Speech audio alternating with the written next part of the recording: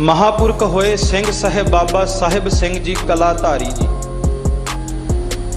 ब्रह्म ज्ञानी ब्रह्म बेते बाबा बुढ़ा साहब जी के नाम ते जो श्रोमणी पंथ अकाली बुढ़ा दल विचर करके बाणी बाणे का प्रचार कर रहा है। इस दल पंथ के 11वें जथेदार प्यार वालियो, ऐसे सतपुरुष महापुरख जिन्हां परथाए दमदमी टकसाल के मुखी संत बाबा गुरबचन सिंह खालसा भिंडरां वाले लिखते ने कि साहिब सिंह जथेदार वहीरा हठी तपी गुण सिदक गंभीरा।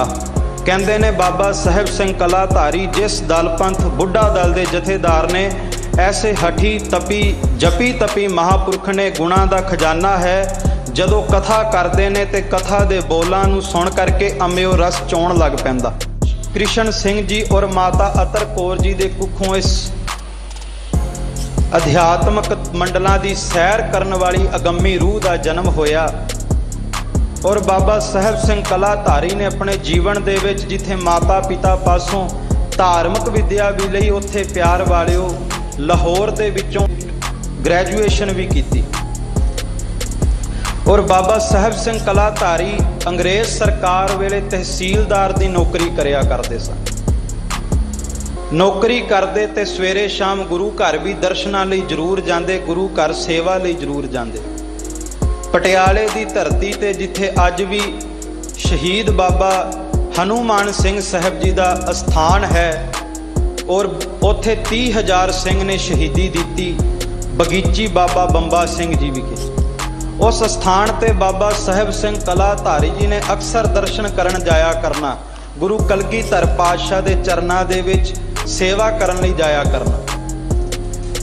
नाम दा वंज करन दा नाम धन नूं इकट्ठा करन दी जाग किवें लगी, मैं ये बेनती कर रहा कि महापुरख नेम दी तरह उस स्थान ते दर्शन करन गए ते उस वक्त उत्थे एक निहंग सिंह गुरु की लाडली फौज घोड़े नूं खरखरा फेर करके घोड़े की मालिश करके घोड़े नूं तैयार कर रहे सी। एक निहंग सिंह घोड़े ते काठी पा रहा सी ते महापुरखा ने सुभावक ही जा करके निहंग सिंह नूं पुछया कि भाई गुरमुखो, तुसी इस स्थान दे विच दल पंथ दे विच रह करके इतनी कठिन सेवा करते हो, घोड़ियां दी सेवा करते हो, गुरु घर दे बर्तनां दी सेवा करते हो, इतनी कठिन सेवा करते हो, इस सेवा दा तुसां नूं मुल की मिलदा है? वेखो, जे अगां भी कोई कमाई वाला होवे ते ओह अगां भी कमाई वाला जरूर जोड़ेगा, गुरु ते भावना जरूर बनाएगा, ते जे नास्तिक बिरती दा होवे ते जुड़े होए नूं भी तोड़ के रख दिंदा। उस निहंग सिंह दे बोल सन। बाबा साहिब सिंह कलाधारी जी वाल तक के कहन लगा, दुनिया की वड्याइयां कवनै आवहे काम, माया का रंग सब फिक्का जातो बिनस निदान। कि दुनिया दियां वड्याइयां दुनिया दियां दौलतां ये किसे काम नहीं आउंदियां। उस निरंकार दी दरगाह दे विच जा करके नाम धन ने सहायता करनी है। ये माया दा रंग ते केवल 4 दिवस को पेखना, अंत खे की खे वाली गल है। ये ते अंत फिर मिट्टी दी धूड़ दी तरह माया दा रंग उड़ जाता है। कहन लगे, सानू सेवा करन दा संसार दा मुल ते नहीं मिलता, पर गुरु कलगीधर पातशाह दे चरनां दी मौज जरूर मिलती। ਉਹ अणियाला बचन अणियाले तीर की तरह जो बाबा साहिब सिंह जी के हिरदे विच वज्जा ते जो बाणी का फरमान है कि हर प्रेम बाणी मन मारिया अणियाले अणिया, राम राजे जिस लागी पीर परम की सो जाने जरिया। अणियाला तीर वज्जा गुरु कलगीधर पातशाह प्रति प्रेम जागा। ऐसा अणियाला तीर वज्जा कि अपनी नौकरी छड्ड करके ते प्यार वाले दल पंथ दे विच गुरु घर दे विच सेवा करन लई तैयार हो गए ते कहण लगे कि हुण कलगीधर पातशाह दे चरनां दी मौज लैणी है, पातशाह दी खुशियां दे पात्र बनना है। सतगुरु दे चरनां विच रह करके 12 साल लगातार सेवा की, निमाणे हो करके निर्माणता विच रह करके, और फिर किते भी पता लग जावे कि सेवा है ते जा करके सेवा करन लग जाना। सेवा करनी महापुरखां ने। और प्यार वालिओ, हर पल बाणी का जाप मूल मंत्र का अभ्यास करते रहना। पुराने सिंगे भी दसदे ने कि 12 बजे तो बाद ही अमृत वेले की संभालना शुरू कर देनी। 12 बजे तो बाद ही चौंकड़ा ला करके गुरु गुरु जपना शुरू कर देना। और महापुरखा ने अपने जीवन दे विच तांग रखी कि किते कलगीधर पातशाह किरपा करके दर्शनां दी दात देण ते हर पल पढ़दे रहना। मैं दुनिया तो चित चा लिया, तेरे चरनां वल लगा लिया। हुण आ मिल कलगी वालिया, मैं दर तेरे नूं पा लिया। बार बार पढ़दे रहना ते धन सतगुरु गुरु कलगीधर पातशाह ने किरपा की, अपने दर्शनां दी दात भी बख्शी। ते प्यार वालिओ, जदों बंदगी होवे कमाई होवे ते लखां देऊं दात लैण दी जाच भी सिखा दिंदा है। एक दिन कोई सज्जन आया, शरीरक रोग बहुत चिंबड़िया सी, वैद्यां ने जवाब दे दिता, संसारक डॉक्टरां ने जवाब दे दिता। निराशता दे विच गुरु घर अरदास करन आया, चेहरे ते उदासी ते महापुरख झाड़ू दी सेवा करते सुभावक पुछ लिया, की गल इस दर ते आ करके उदासी क्यों? कहन लगा, रोग ऐसा लगा शरीर नूं कि डॉक्टरां ने जवाब दे दिता। महापुरख कहन लगे, गुरु नानक साहब दे घर दी जो धूड़ी है जन्मां जन्मां दे दुखां नूं कटदी है। गुरु क्या सिखा? मूल मंत्र दा अभ्यास करके इस गुरु नानक दे घर दी धूड़ी नूं मत्थे दे नाल ला, सारे रोग कट्टे जाणगे। इस तरह जदों बचन प्रतख वरतन लगे ते ਸਿੰਘਾਂ ने कलाधारी नाम पा दिता। मेरे कहण तो भाव खालसा जी कि जे बंदगी होवे, सिमरन होवे, मिलन दी चाह होवे ते धन सतगुरु कलगीधर पातशाह भी किसी गल की तोट नहीं आउण दिंदे। अपनी दरगाह दे विचों अलाही प्रसन्नता दे बूहे जरूर खोलते ने। मैं बेनती की बीते दिनी कि महापुरखा ने खालसा पंथ की विरासतां नूं मर्यादा नूं बरकरार रखण दे लई किस तरह कुर्बानियां कीतियां, घालना घालियां। खालसा जी समय समय सिर गुरु के खालसे पंथ की चढ़त नूं वेख करके हुकूमतां बर्दाश्त नहीं करदियां कि गुरु के खालसे पंथ नूं न्यारापन सतगुरु ने दिता। ये मौके दियां हुकूमतां वल्लों बर्दाश्त नहीं हुंदा। अंग्रेज हुकूमत तो भी बर्दाश्त ना होया जदों गुरु खालसा पंथ ने अंग्रेज हुकूमत नूं भी हार चटा दिती रण तत्ते दे अंदर। ते प्यार वालिओ, कूटनीति अपनाई अंग्रेज हुकूमत ने कि गुरु का खालसा पंथ, गुरु के सिख जो शस्त्र अपने तन ते सजाउंदे ने, गात्रे विच किरपान धारण करते हैं, पंजवां ककार एक किरपान नूं धारण करते हैं। खालसा जी, अंग्रेज हुकूमत ने पाबंदी लगा दी कि कोई भी सिख अपने गात्रे दे विच किरपान नहीं रख सकता, कोई भी सिख शस्त्रधारी नहीं हो सकता। सीधे सीधे लफ्ज़ां दे विच गुरु की बख्शी दात तो तोड़न का यतन किया कि इन्हां नूं बाणी तो तोड़ दिता जावे, बाणे तो तोड़ दिता जावे ते जो खालसे पंथ च न्यारापन है वो अपने आप दूर हो जाएगा।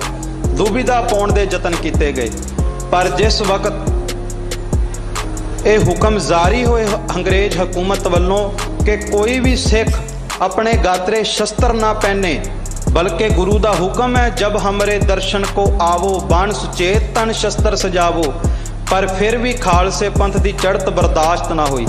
ते उन्हां दिनां दे विच फिर बुढ़ा दल दे जथेदार ਸਿੰਘ ਸਾਹਿਬ ਬਾਬਾ ਸਾਹਿਬ ਸਿੰਘ ਕਲਾਧਾਰੀ जी ने उन्होंने अंग्रेज हुकूमत के विरुद्ध एक मोर्चा शुरू कर दिता, एक लहर चला दी कि यह गुरु के खालसे पंथ की विरासत है और गुरु का खालसा पंथ संसारक हुकूमतां दे अधीन नहीं बल्कि यह उस निरंकार हुकूमत के अधीन है। प्रगट्यो खालसा परमात्म की मौज, खालसा अकाल पुरख की फौज।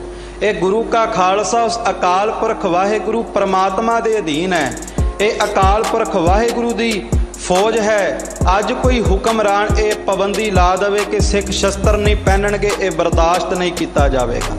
दिल्ली की धरती ते भी उस समय अंग्रेज हुकूमत वालों सिखां दे उत्ते वाधी की गई, क्योंकि जदों हुकूमतां किसी एक पंथ नूं, एक कौम नूं खत्म करन ते आ जाण ते प्यार वालिओ कूटनीतियां दे नाल वख-वख इलाकिਆਂ ਦੇ ਵਿੱਚ उस कौम के पैरोकारां उत्ते हमले करते ने, वाधियां करते हैं। ते उन्हां दिनां दे विच बाबा साहिब सिंह जी कलाधारी जी ने जिथे पंजाब की धरती ते भी उत्थे दिल्ली की धरती ते भी आ करके मोर्चा चलाया। ते खालसा जी जदों इस तरह की लहर गुरु के खालसे पंथ ने चलाई, क्योंकि उस समय वख-वख लहरां चलियां, पंजाबी सूबे मोर्चे की लहर चली, अकाली लहर चली, उन्हां विच भी सिंह साहिब बाबा साहिब सिंह कलाधारी जी ने सब तो वध योगदान पाया। जदों इस तरह की लहर चली तो अंग्रेज हुकूमतां ने गुरु के खालसे पंथ नूं नज़रबंद कर दिता। बाबा साहिब सिंह कलाधारी जी नूं समुचे गुरु के निहंग सिंघां नूं बुढ़े दल नूं नज़रबंद कर दिता अंग्रेज सरकार ने। और पुराने सिंह ये दसदे ने, इतिहास के पन्ने गवाही भरते ने कि इतनियां पाबंदियां ला दित्तियां गुरु के सिंघां दे उत्ते कि कोई भी किसी भी सिंह तक कोई रस्त वस्त पहुँच ना सके, भाव अन्न की तोट आ जाए, ये भुखे मर जाण। दूसरा, किसी वस्त्र कोई वस्त्र भी इन्ना तक पहुँच ना सके ताकि ये बाणा सजा के गुरु के सिंह साजी ना सकन। ते पुराने सिंह दसदे कि उन्हां दिनां विच जदों गुरु के सिंघां ने जदों अन्न की तोट आ गई, वस्त्रां की तोट आ गई, ते खालसा जी अपने तन दे उत्ते उस औखे भरे समय दे विच भी बाणे तो दूर नहीं होए, बाणी तो दूर नहीं होए, बल्कि बोरियां दे ही बाणे बना करके बोरियां दे चोले सवा करके अपने तन ते पाउण लग पे। ते जे किसी ने बोरी का चोला सवा करके भी निहंग सिंह ने तन ते पाउणा ते प्यार वालिओ अंग्रेज हुकूमत ने उस सिंह उत्ते भी कार्रवाई करनी। मेरे कहण तो भाव ये बाणा ये बाणी किते इस तरह ही नहीं मिल गए, बहुत वड्डियां घालना घालियां। ते मैं बेनती करा खालसा जी कि अज भी जदों दस्तार सीस ते सजाउने आ, दस्तार नूं भी मस्तक नाल लाया करिए। इस दस्तार प्रति 4 साहिबजादियां दा खून डुलिया, इस दस्तार प्रति गुरु के सिंघां सूरमियां दा खून वहिया है। प्यार वालिओ, गातरे ककार पाउने आ, श्री साहब धारण करदे आ, श्री साहिब नूं भी मस्तक नाल लाया करिए, क्योंकि अस कृपाण खंडो खड़ग तुपक तवर अरतीर सैफ सरोही सहथी यह हमारा पीर। सतगुरु ने शस्त्रां दे विचों भी अकाल पुरख वाहिगुरु दे दर्शन करने सिखाए। इस तरह दीयां पाबंदियां लाइयां गईयां, पर किते ना किते अंग्रेज हुकूमत दे मन दे विच भै भी सी, इस करके वो गुरु के निहंग सिंघां दे नाल रण तत्ते दे विच जंग भी नहीं सन करदे, बल्कि नज़रबंद करके मुकदमा चला दिता गुरु के खालसे पंथ दे उत्ते कि ये शस्त्र क्यों रखते हैं। ते प्यार वालिओ, मन दे विच भै इस करके सी क्योंकि इसे दल पंथ दे जथेदार सिंह साहब बाबा हनुमान सिंह जी ने मुदकी दे मैदान दे विच उस अंग्रेज हुकूमत नूं रण तत्ते दे विच हार दी धूड़ चटाई सी, जिस अंग्रेज हुकूमत दे अगे वड्डे वड्डे बादशाह भी घुटने टेक गए। उस अंग्रेज हुकूमत नूं गुरु के खालसे पंथ ने निहंग सिंघां ने भाजड़ा पा दित्तियां। अखीर मुकदमा चलिया। बाबा साहिब सिंह कलाधारी जी खुद एक वैल एजुकेटेड और सरकार दे विच तहसीलदार दी नौकरी नूं छड्ड चुके सन। ਉਹ मुकदमे दे विच उन्हां दी बाजवाब दलीलां नूं सुण करके अंग्रेज हुकूमत दे हत्थ खड़े हो गए ते चाल चली गई कि जे गुरु के खालसे नूं शस्त्र पहनण दी इजाजत भी देनी है, फिर इन्हां नूं गुलाम बना करके दित्ती जावे, सरकार दे अधीन बना करके दित्ती जावे। उन्हां दिनां दे विच हुक्म जारी होए कि जे किसी ने किरपान पहननी है, शस्त्र गातरे विच पहनना है, ककार धारण करने ने, ते वो सरकार दा लाइसेंस बनावे तां जाके वो शस्त्र पहन सकेगा, किरपान नूं धारण कर सकेगा गातरे दे अंदर। ते उस वक्त पंथ दे जथेदार सिंह साहब बाबा साहिब सिंह कलाधारी जी कहण लगे कि भाई ये संसार दियां हुकूमतां दे हुक्मां दे अधीन चलण वाला पंथ नहीं, ये उस अकाल पुरख वाहिगुरू दा साजिया नवाजिया पंथ है और ये पंथ अपने आप दे विच खुद पातशाह है, क्योंकि इस पंथ नूं गुरु कलगीधर पातशाह ने पातशाही बख्शी। इन गरीब सिखण को दऊं पातशाही, याद करे हमरी गुरे आई।